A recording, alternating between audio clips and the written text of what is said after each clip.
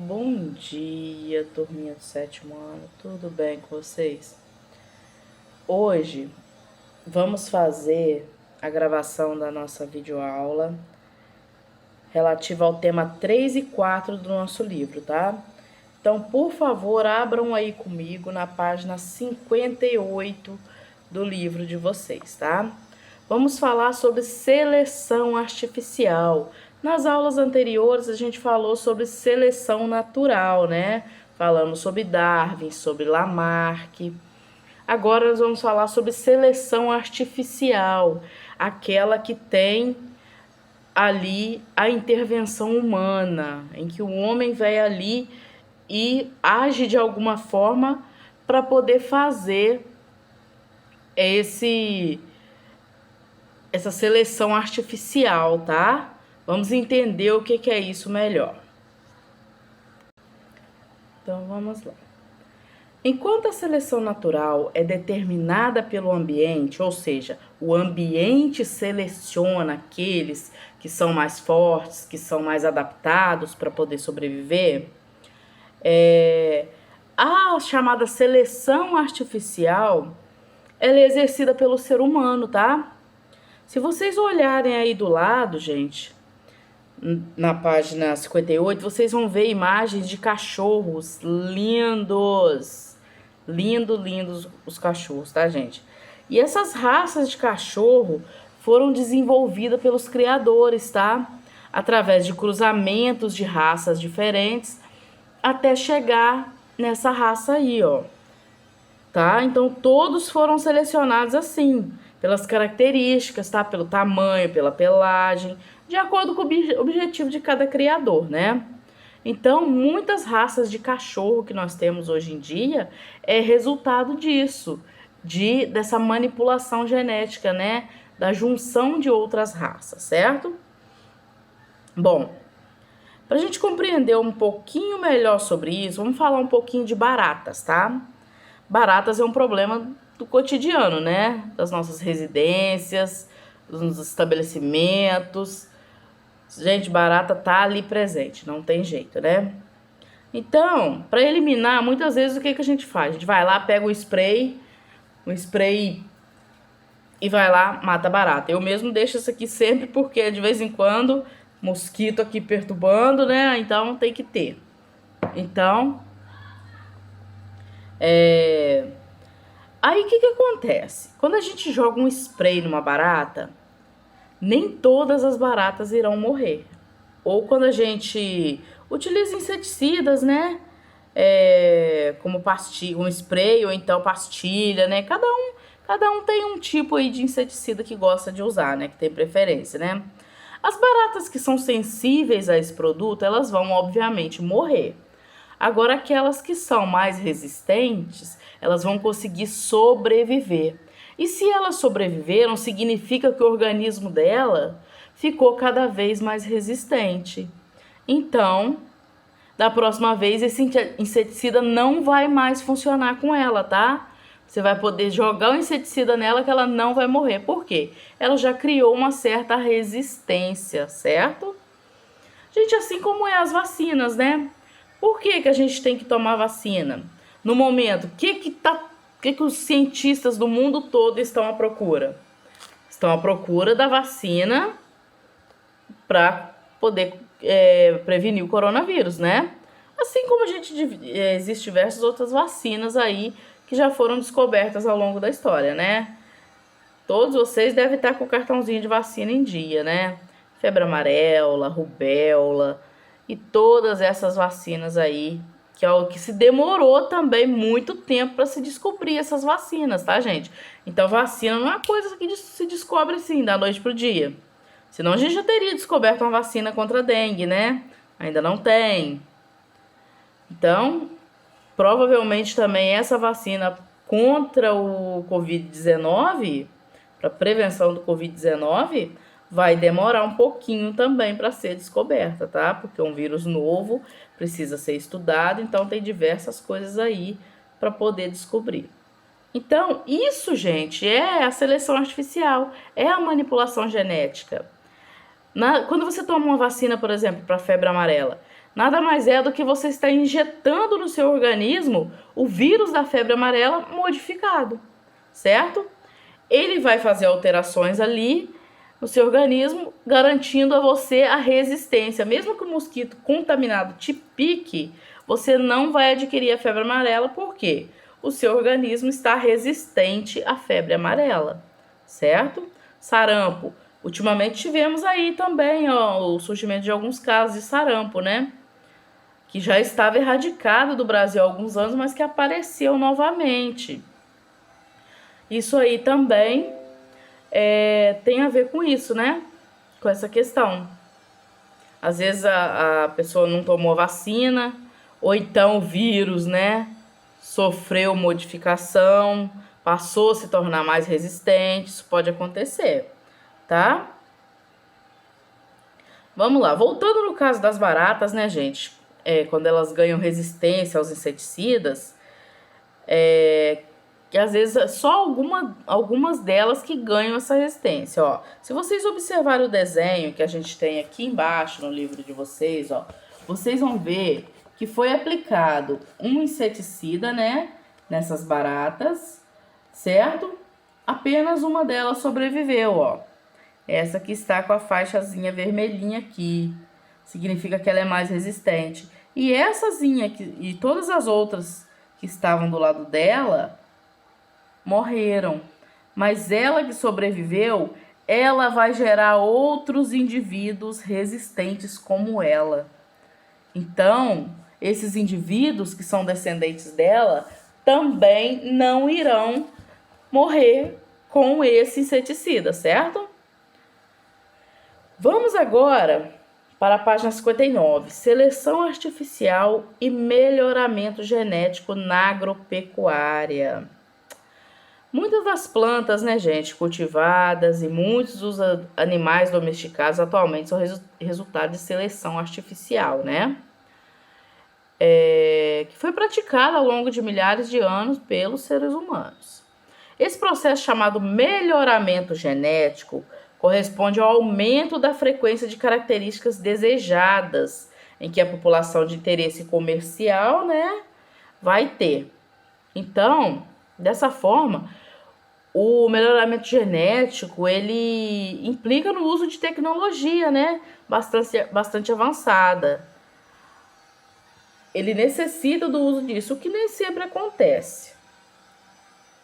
Muitas das vezes uma raça de cachorro surge ali a partir do cruzamento de raças diferentes. Então, não teve tecnologia ali incluída, né? Foi apenas o homem que decidiu fazer aquilo ali. Ele decidiu colocar 2 cachorros diferentes, de raça diferente, para fazer um cruzamento, para ver qual tipo de raça iria obter. Isso foi tudo fruto de experiências, né?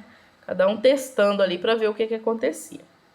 Então, desde o surgimento da agricultura e da pecuária, os seres humanos têm empregado intuitivamente técnicas de melhoramento genético, né? Um exemplo de característica de interesse comercial por melhoramento genético ocorreu com a espécie de vegetal, a Beta vulgaris, né? Que ao longo de muitas gerações, o cultivo de B. vulgaris gerou muitos descendentes com características diferentes. Alguns com folhas maiores, outros com folhas com raízes dotadas de reservas de nutrientes, né? Outros com sabor pouco ruim, né?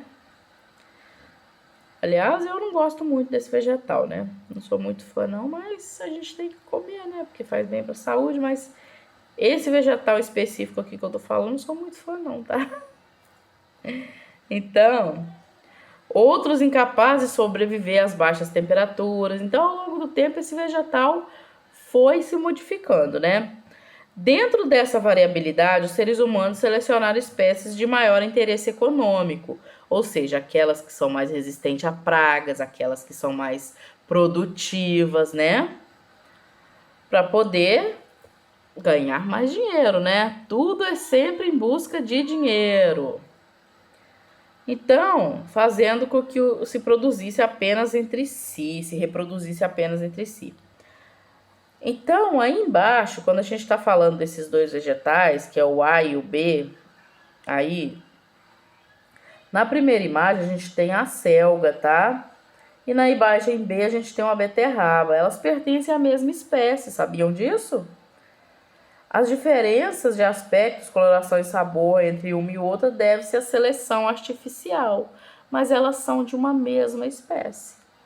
Eu, quando estava estudando para preparar essa aula para vocês aqui, eu fiquei surpresa, porque eu não sabia, né?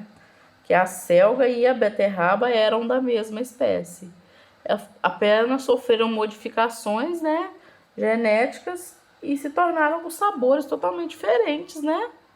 É engraçado isso, né? Como que a gente descobre que as coisas são da mesma espécie, da mesma família, mas com sabores diferentes, certo?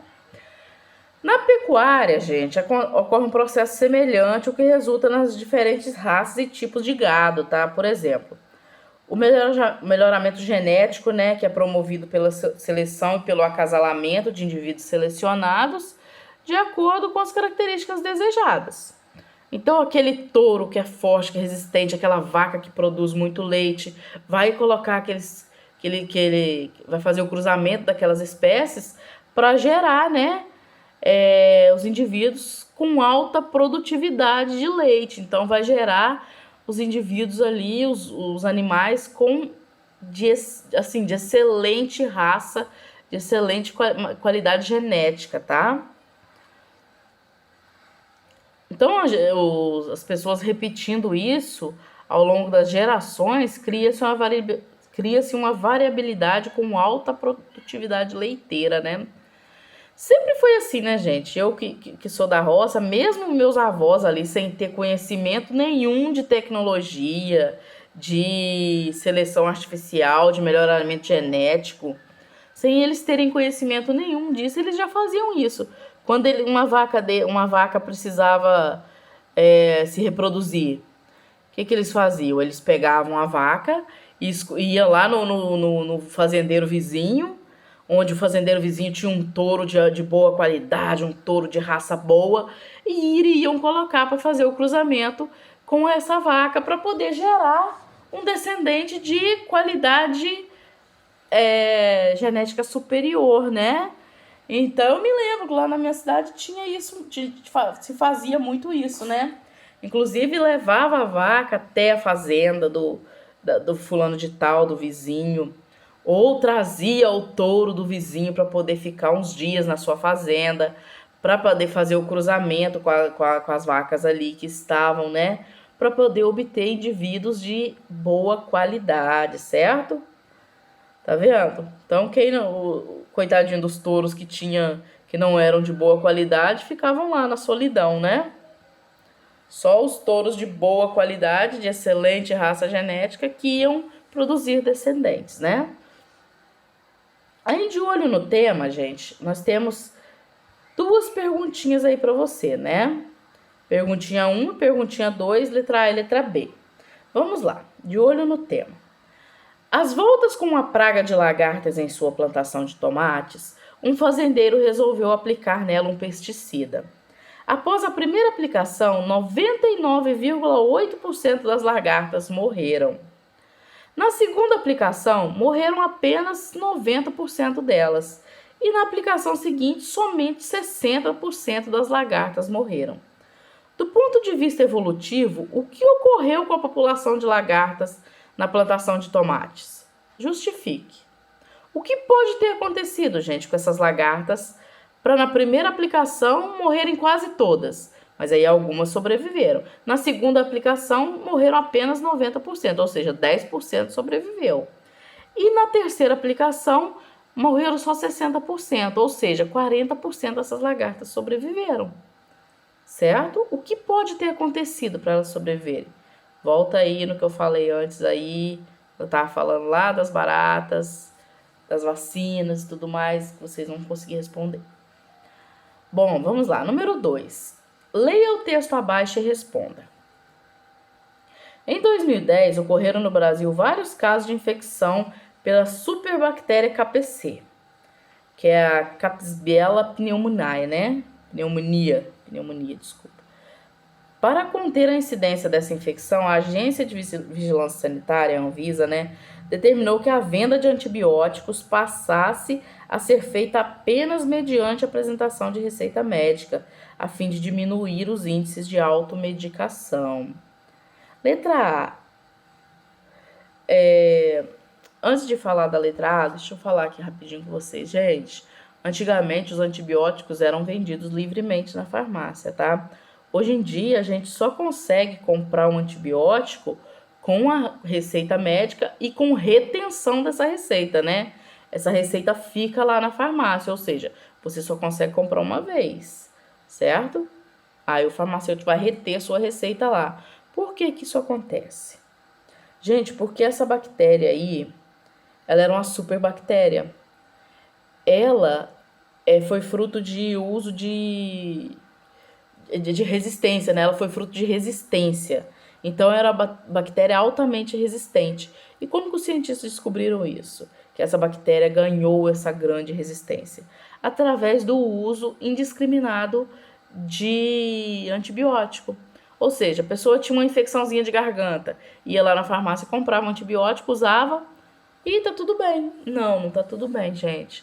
O antibiótico, se ele não for utilizado de maneira correta e no horário certo, naquele intervalo de tempo correto e durante os dias prescritos pelo médico, porque cada bactéria tem um ciclo de vida.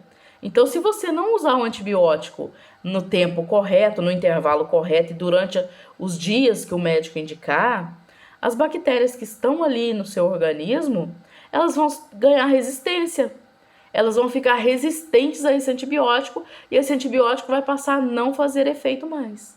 Aí imagina que no seu organismo você está sempre usa o antibiótico sem a prescrição médica e usa de maneira errada e o antibiótico incorreto para matar o tipo de bactéria que está ali no seu organismo.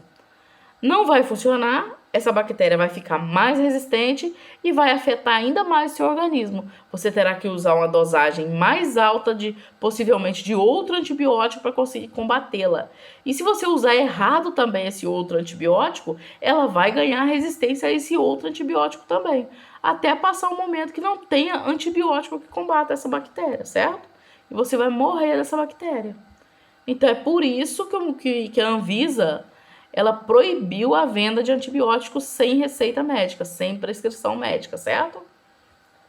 Então, na número 2 aí, né, lendo esse texto, aí a letra A pergunta: é correto afirmar que os antibióticos tornam as bactérias resistentes? Responda aí para mim. B. De acordo com o texto, qual é o objetivo da determinação da Anvisa com relação à venda de antibióticos? Eu acabei de falar aí, né? Então, volta aí que vocês vão compreender. Bom,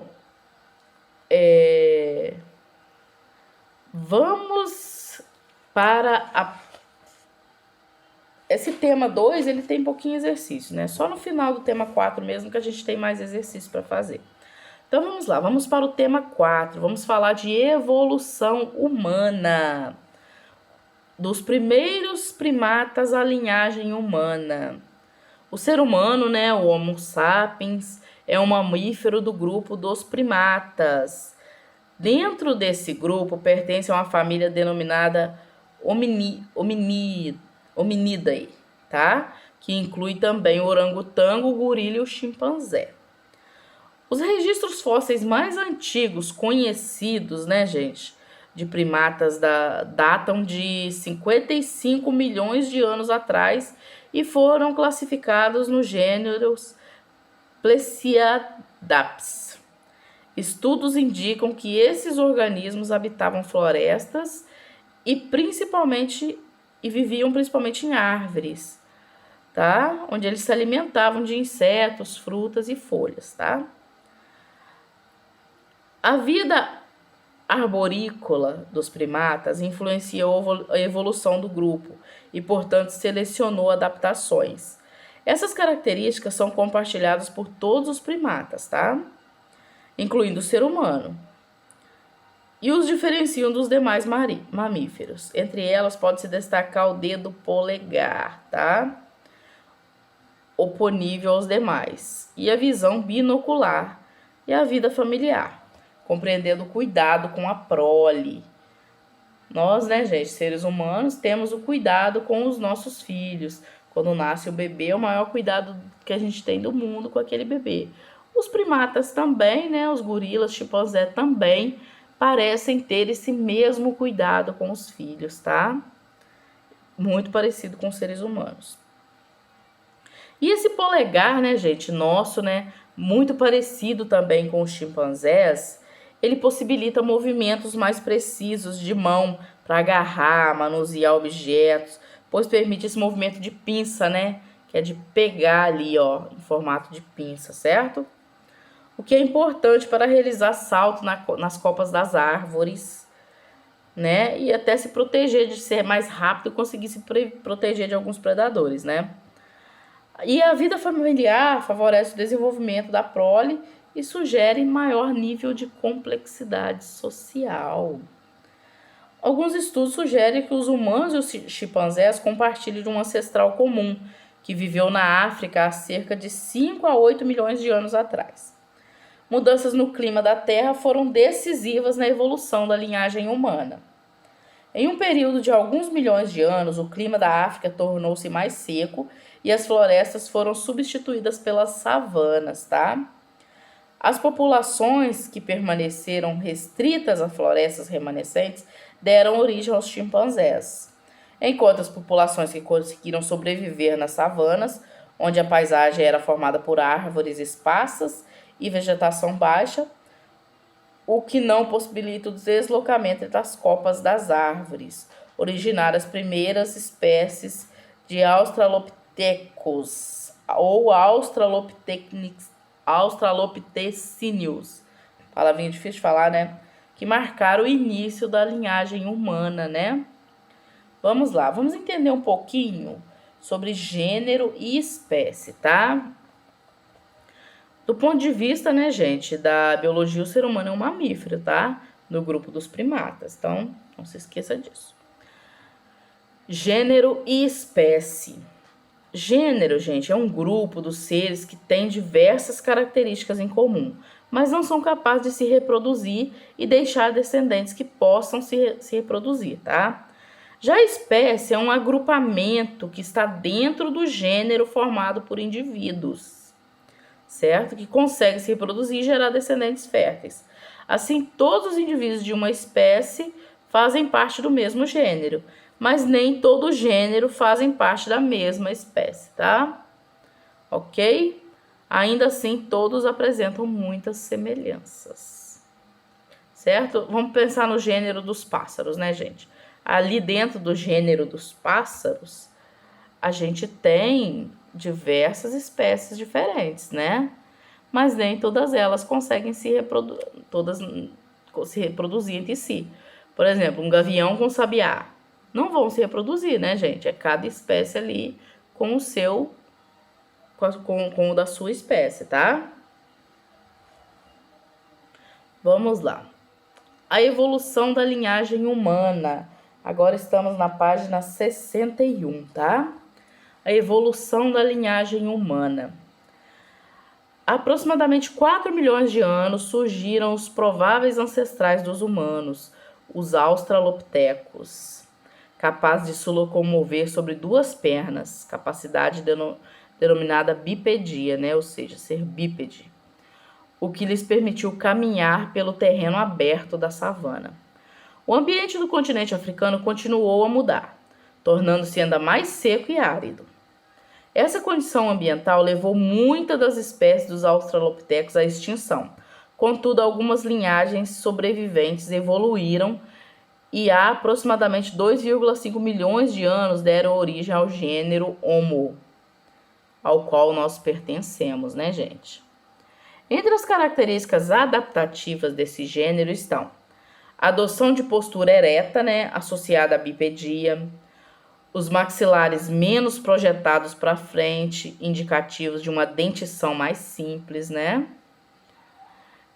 O aumento da caixa craniana, isso é, a expansão do espaço destinado a acomodar o nosso cerebelo, certo? Cada vez maior. Esse fato pode estar relacionado ao desenvolvimento da inteligência, a produção de ferramentas complexas e a coordenação de movimentos.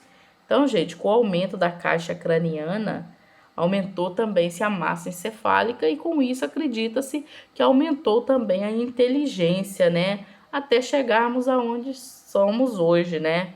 Onde podemos aprender, podemos ensinar, podemos criar novas metodologias, novas tecnologias.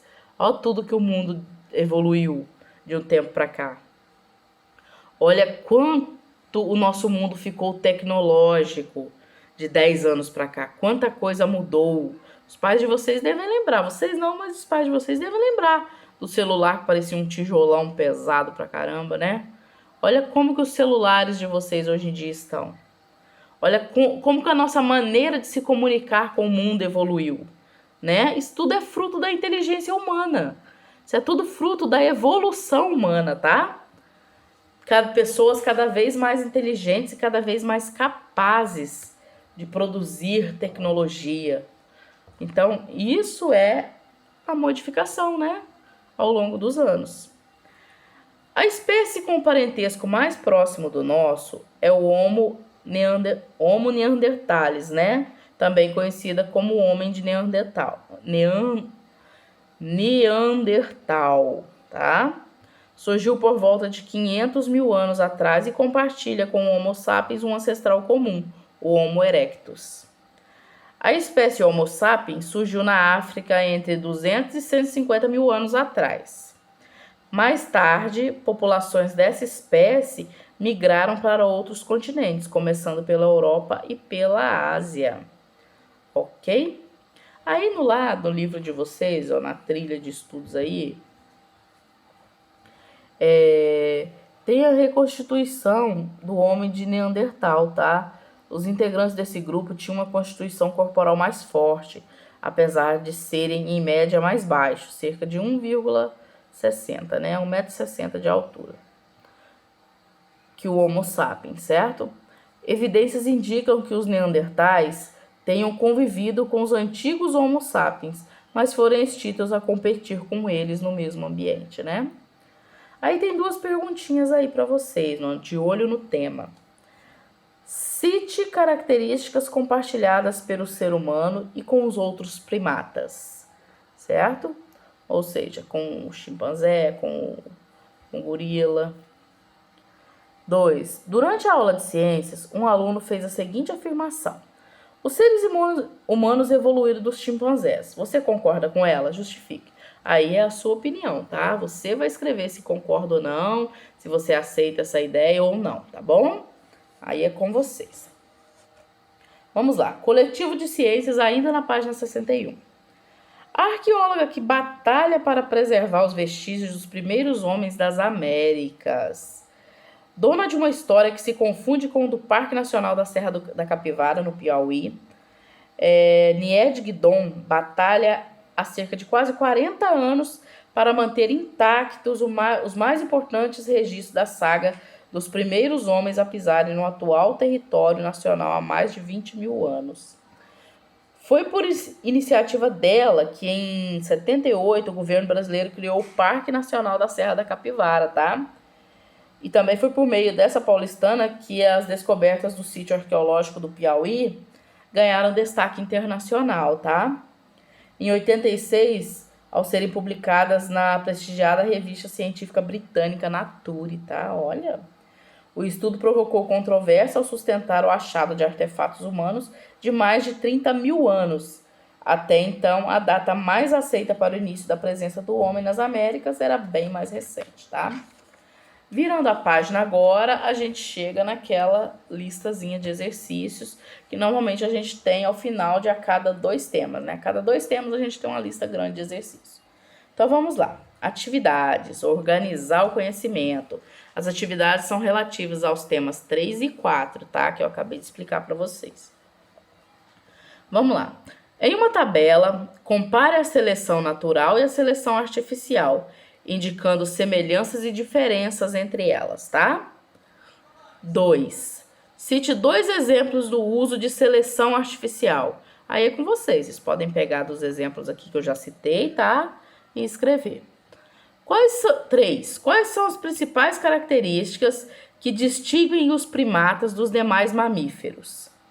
Explique como essas características foram importantes para o sucesso evolutivo do grupo. Quais animais fazem parte do grupo Hominidae? Certo? Número 5. Um microbiologista colocou uma população de bactérias em um meio de cultura com determinado antibiótico. A maioria delas morreu. No entanto, algumas sobreviveram e deram origem a descendentes resistentes a este antibiótico. Letra A. Explique por que algumas bactérias sobreviveram e outras não. Letra B. Identifique o tipo de seleção ocorrido e relacione-o à evolução das bactérias. Letra C. Existe relação entre o aumento do número de bactérias resistentes e o uso indiscriminado de antibióticos? Explique. Aquilo que eu acabei de explicar para vocês, tá? Quem não entendeu direito, volta lá, antes de responder a perguntinha. 6. Pesquisas científicas apontam para os seres humanos que têm parentesco mais próximos com os chimpanzés do que com os demais primatas. Há uma semelhança de cerca de 95% entre os materiais genéticos deles. Em termos evolutivos, o que essa semelhança indica? Em termos evolutivos, tá, gente? 7. Os inseticidas são substâncias que matam insetos. Vários deles são fabricados para serem aplicados em plantações. Alguns agricultores acreditam que quanto mais inseticida usarem nas plantações, menor o risco de elas serem atacadas por insetos. Esse raciocínio está correto? Explique. Certo? Voltando aí também, vocês vão conseguir entender.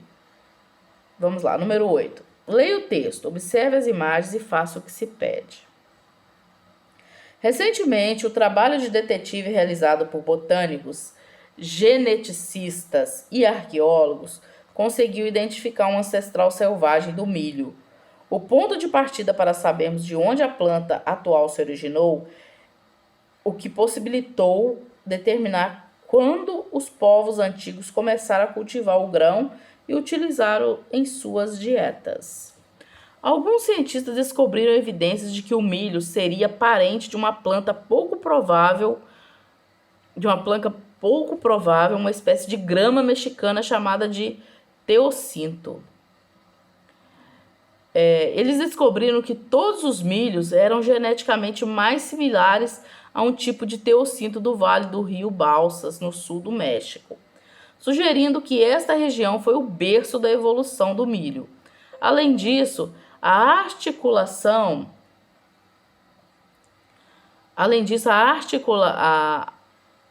calcular a distância genética entre o milho moderno e o teoscinto das balsas, eles estimaram que a domesticação do milho ocorreu há cerca de 9.000 anos. Muito tempo, né, gente? Então, olha como que é, gente, de cima para baixo, a imagem aí do teoscinto, né? Milho, teoscinto e o milho mesmo, né? Era apenas um matinho verde, depois ele evoluiu, virou esse matinho verde com mais espículas, né? Até se transformar aí na nossa espiga de milho, que conhecemos hoje em dia, né? Bom, letra A. O que você entende por domesticação de uma planta? O que seria essa domesticação? Certo?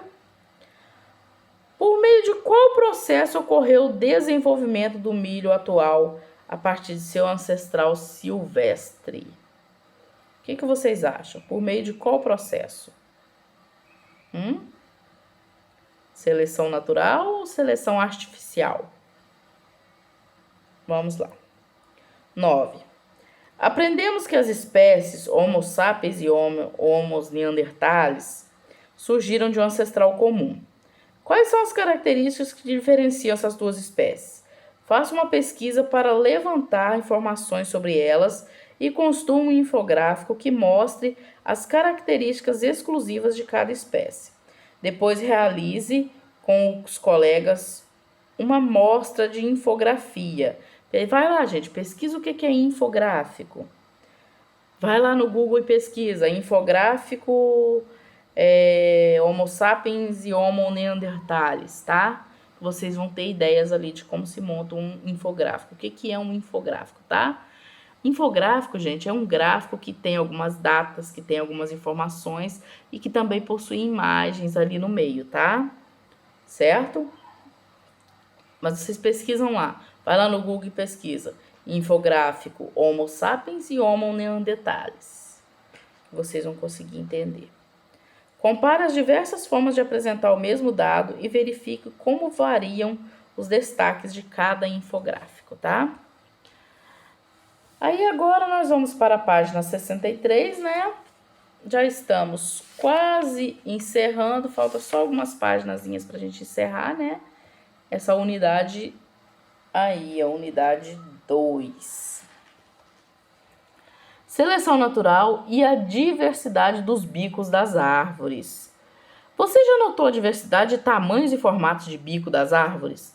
Já reparou, gente? O bico de um sabiá, um bico de um pombo, o bico de um tucano, o bico de um papagaio. Já pararam para prestar atenção? Quem gosta de passarinho, quem gosta de aves, vai conseguir entender do que eu estou falando aí melhor, né?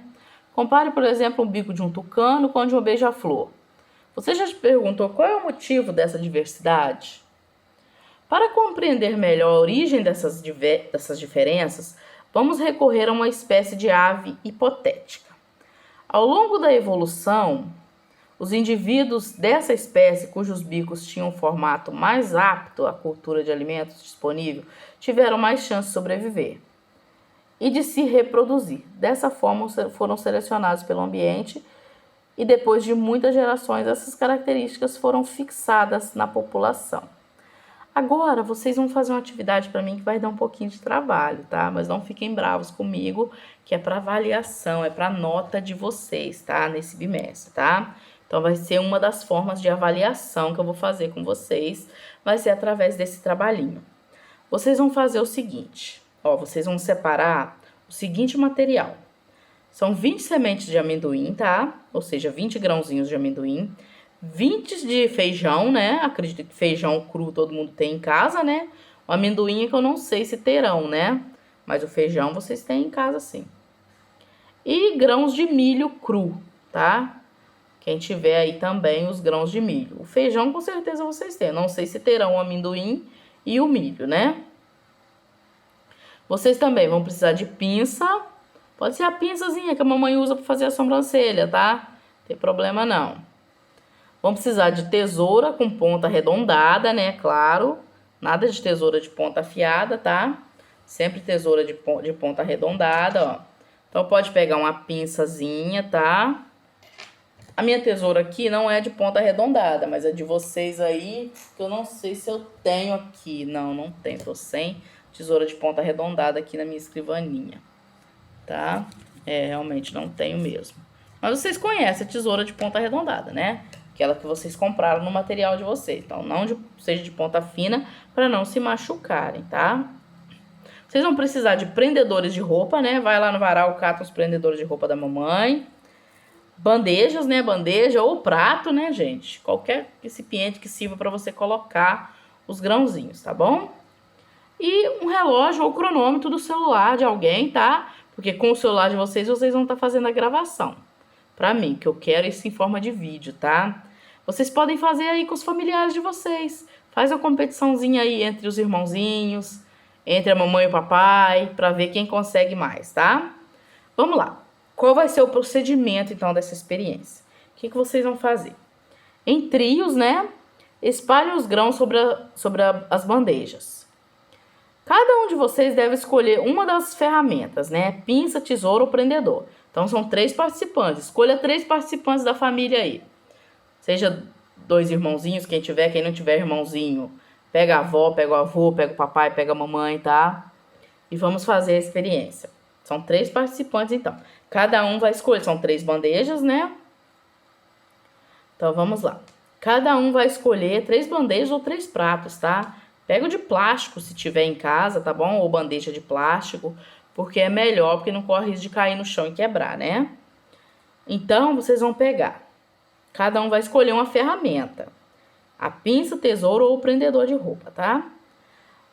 Aí, simultaneamente, ou seja, os 3 ao mesmo tempo, Cada um deve pegar o máximo possível de grão usando a ferramenta que escolheu, tá? E separá-lo conforme a variedade. E vocês têm que marcar o tempo no cronômetro, tá? Um celular marcando o tempo no cronômetro e o outro filmando, tá bom? Então, vocês vão ir pegando os grãozinhos ali que estão. Vocês podem colocar esses grãozinhos todos juntos ali no mesmo lugar. Aí, ligando o cronômetro, cada um vai escolher uma ferramenta, certo? Ou a pinça ou a tesoura de ponta arredondada ou o prendedor de roupa, né? E vocês vão fazer durante 2 minutos, colocar esses grãozinhos ali, cada participante, né? Separar os grãozinhos, certo? Mas quando vocês forem pegando, pegando eles, né? Vocês vão colocando separadinho, tá? Cada grãozinho ali. No final, gente, a gente vai ver. Depois de 2 minutos, tá? Vamos fazer essa experiência por 2 minutos. Então vai ser um videozinho de 2 minutos, tá? Contem e registrem o número e a variedade de sementes ou de grãos que cada integrante do grupo conseguiu pegar, certo? Então vamos ver como que vai ser isso aí. Quem conseguiu pegar mais sementes, de qual tipo conseguiu pegar mais, qual o tipo de objeto que usou, quem conseguiu pegar mais, que tipo de objeto ele usou para conseguir pegar essa quantidade de sementes, certo? Então eu vou aguardar os vídeos de vocês até o final da semana que vem, tá bom? Até sexta-feira da semana que vem, eu aguardo vocês mandarem o videozinho para mim. Podem mandar pelo WhatsApp, porque é um videozinho de 2 minutos, então é curtinho, né? Não vai ter problema nenhum, tá bom? Então gravem aí a experiência aí, cada um com os familiares de vocês. Ou se você não tem quem possa te ajudar em casa, você pode fazer outra sugestão. Pode fazer o vídeo sozinho, tá?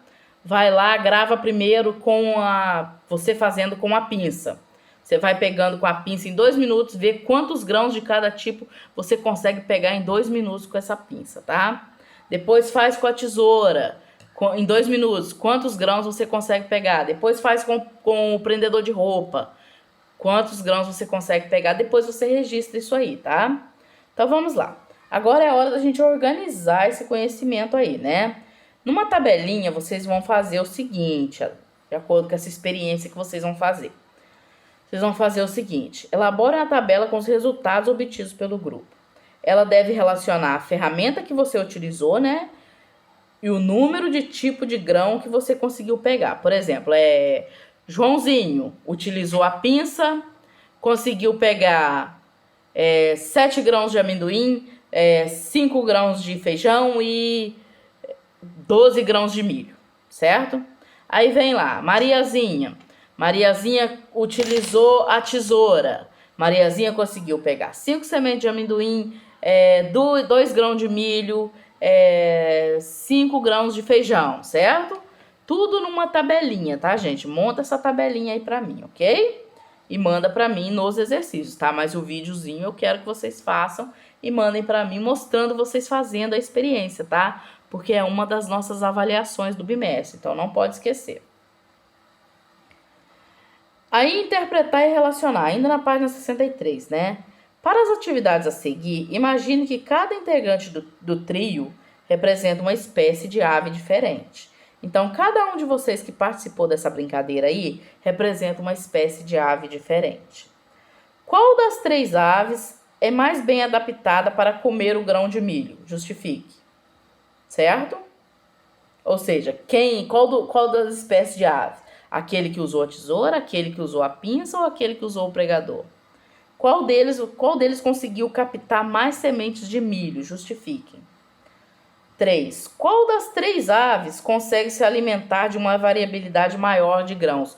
Ou seja, qual de vocês aí que utilizou as ferramentas, qual de vocês conseguiu pegar mais variedade de grãos? Teve mais facilidade em conseguir pegar mais variedade de grãos, certo? Número 4. Se houvesse uma seca no ambiente que limitasse a diversidade de sementes e de grãos, qual das espécies de ave teria mais chance de sobreviver? Explique.